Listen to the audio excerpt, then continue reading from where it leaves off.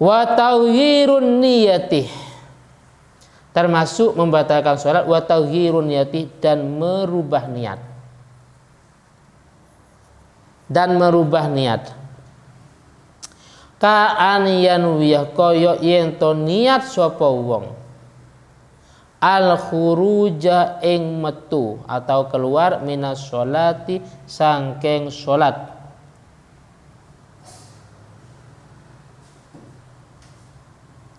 Jadi pada waktu sholat, baik di awal sholat, pada waktu berdiri, atau di tengah-tengah sholat mendapat 1-2 rakaat umpamanya, ternyata dalam hatinya terlintas ingin membatalkan sholat, maka dengan sendirinya langsung batal sholatnya. Atau begini, najwa menjemur pakaian, terus mendung, wis sholat dulu masih aman. Allahu Akbar, setelah sholat, setelah takbir, dalam hatinya terlintas, nanti kalau gerimis, nanti kalau hujan, saya langsung mengambil pakaian. Ternyata hujan, maka langsung dengan sendirinya sholatnya menjadi batal. Paham ya? Selanjutnya wastidbarul kiblati, dan membelakangi kiblat. Wastidbarul kiblati, dan membelakangi kiblat. Ka'an yaj'alaha, ka'an yaj'alah koyo dadi akan sapa wong, menjadikan sapa wong ha ing kiblat, ha ing kiblat khalfa dhahrihi, ing dalam belakang punggungnya musolli atau orang yang sholat. Khalfa dhahrihi, ing dalam belakang punggungnya musolli.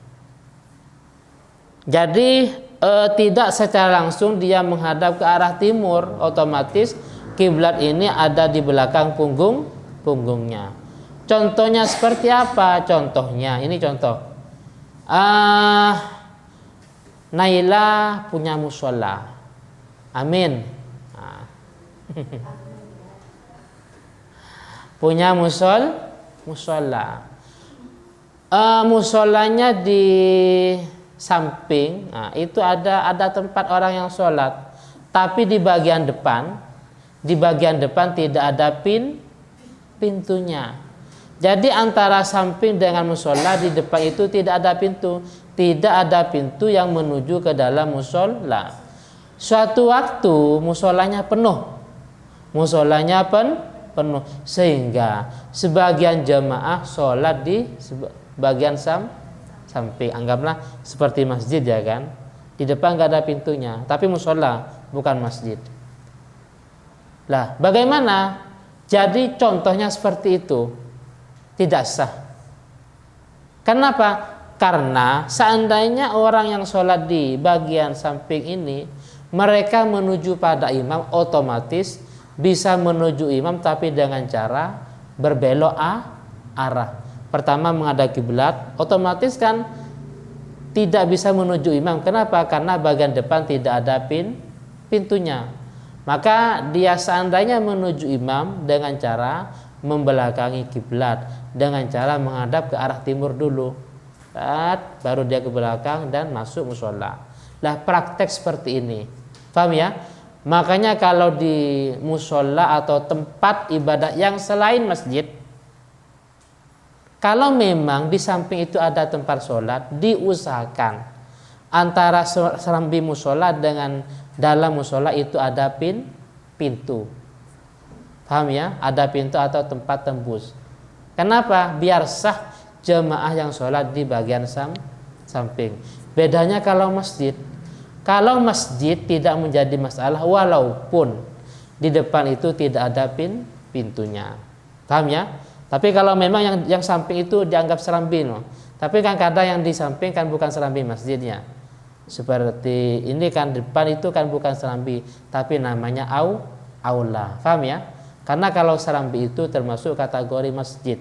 Tapi kalau aula kantor, perpustakaan umpamanya, itu namanya bukan termasuk masjid. Terus selanjutnya wal akluh dan makan, wasyurbu dan minum. Nasa sehat sa, alin sehat lin. Wal aklu dan makan, wasyurbu dan minum. Kasiron itu banyak.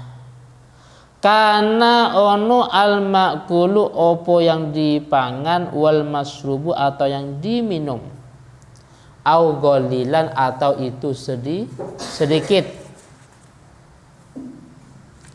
Selanjutnya termasuk yang membatalkan sholat yaitu makan dan minum, baik itu banyak atau sedikit. Contohnya apa? Makan dan minum. Masa waktu sholat makan, ya.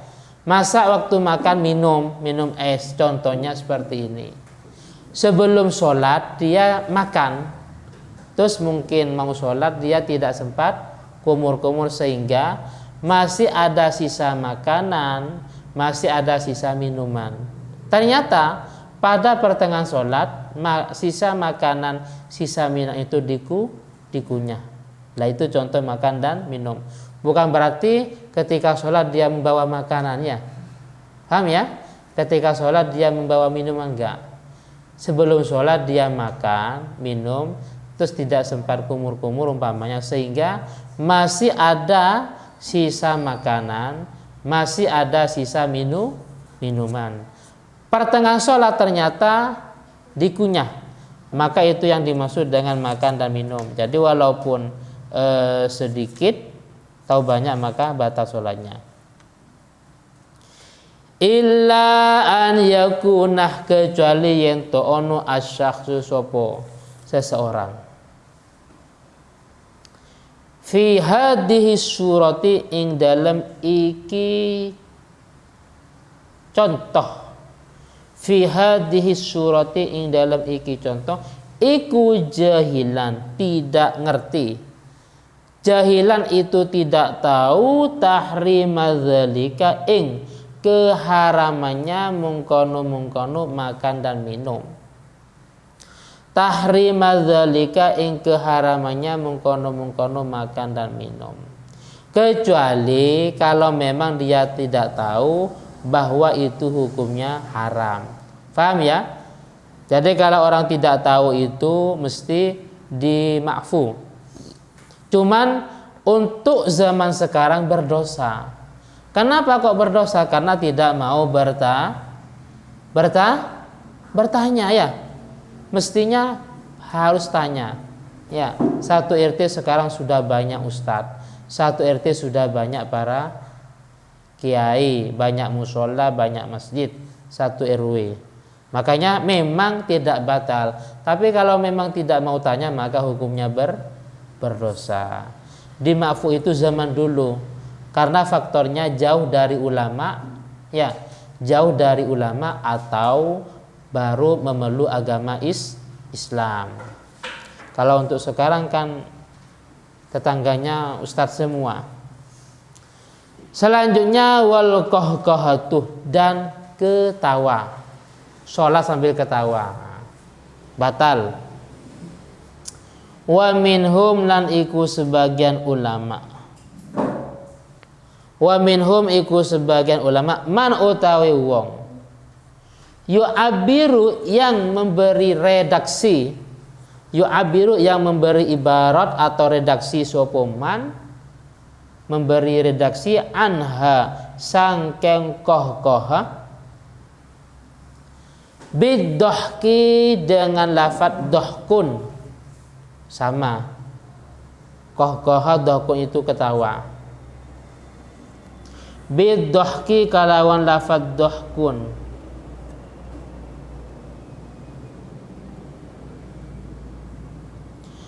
Ketawa itu apa artinya? Ketawa itu ada suaranya, paham ya? Ada bersuara. Lah, sekarang kalau seandainya dia tidak bisa menahan, dari ketawanya, tapi sedikit nggak apa-apa. Tapi kalau sampai banyak, nggak apa-apa. Tapi kalau banyak batal sholatnya.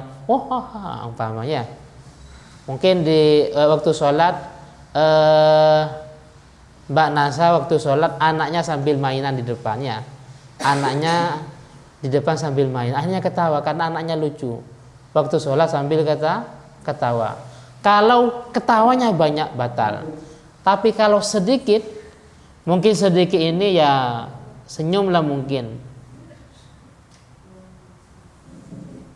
Ini ada bahasa walau ghalabahu dhahku lam tabtul sholatuhu illa in katsura. Jadi kalau memang dia tidak bisa menahan ketawanya, itu diperinci. Kalau banyak ketawanya hukumnya batal sholatnya. Tapi kalau memang sedikit tidak batal. Mungkin tadi karena ada yang lucu, anaknya di depan sambil mainan umpamanya. Sekarang kalau senyum, ini kalau senyum wa kharaja bid-dhahki atabassum.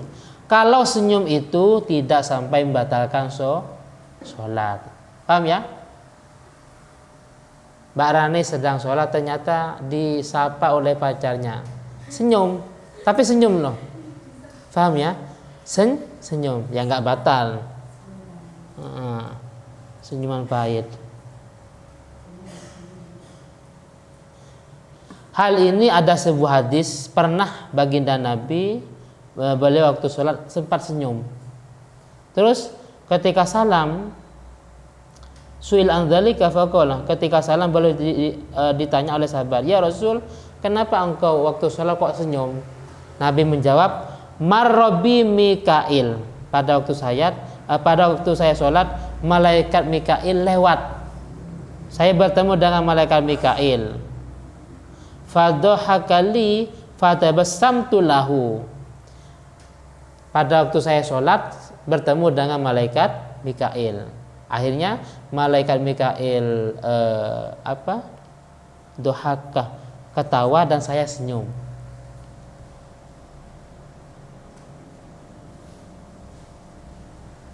Iya, malaikat Mikail ketawa dan Nabi membalas dengan senyuman. Fadohakah fatabassamtu lahu.